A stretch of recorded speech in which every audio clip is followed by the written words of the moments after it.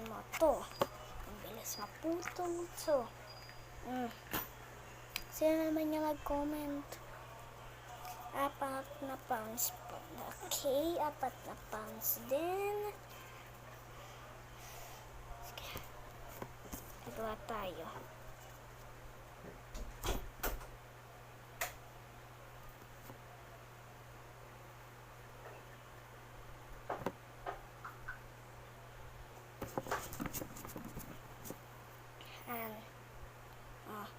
Part 6 na ano i-deliver ba? Part 6 na i-deliver to. Saan ba natin to ilalagay? Since na-deliver naman din yung isa, pwede na natin kunin tong lagyanan. Okay.